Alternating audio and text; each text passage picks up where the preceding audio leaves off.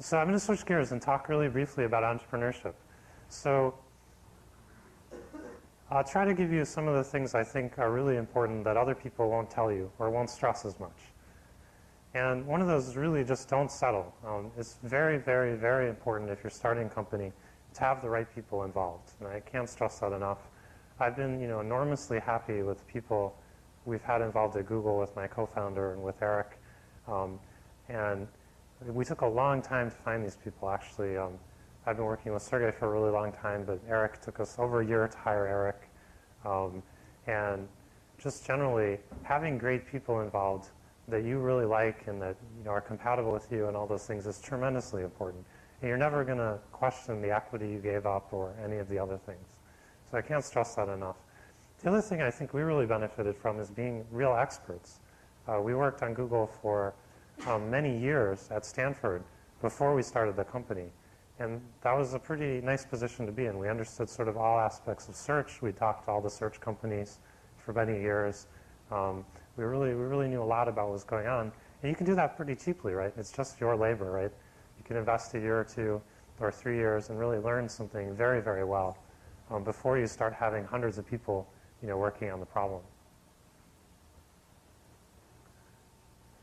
I went to a leadership seminar once at Michigan, where I came from, and they have this great slogan, which is have a healthy disregard for the impossible.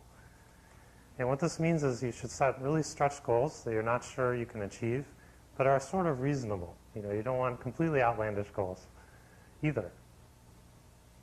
And in fact, one thing that I didn't quite realize when I was starting Google is that it's often easier to have aggressive goals.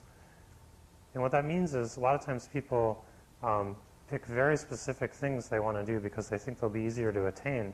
What happens if you're being more specific, smaller markets, that kind of thing, you also get less resources. So the question isn't really how much resource you need. The question is, can you make a really good case for what you're doing? Does it make sense? Do you have a really big advantage? Like if you're building robots that are 10 times less complicated than your competitors, that's probably a good business, right? And maybe it takes a lot of money to get started up, and maybe it's easier than doing something simpler.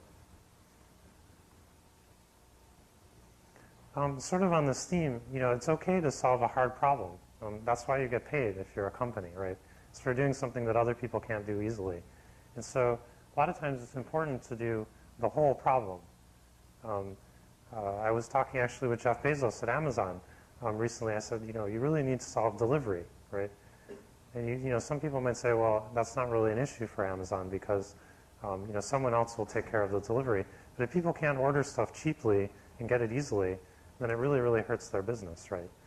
And that's clearly would be great if they could solve that. And that's something they think about, right? So don't be afraid of the hard problems. That's really where you get the big leverage. Finally, don't pay any attention to the VC bandwagon. I think a lot of companies, not so much these days, but still get started because some space is hot. And honestly, I don't think that's a very good reason to start a company.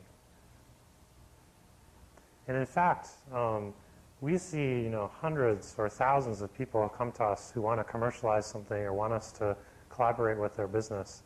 And we actually look at these, and I look at quite a few of them. And my guess is like one a year we are interested in. So the trick is to have the one that somebody's going to be interested because it's a good idea, and not to be one of the thousands that come through all the time. And I think if you're the one good deal or you have a good idea, you really understand the area you're in. The funding environment doesn't matter. It doesn't matter whether it's a hot area. I guarantee you'll be able to get people interested in helping you out. And I think people, again, really underestimate this. It's really important that it makes sense, not so much what the external environment is.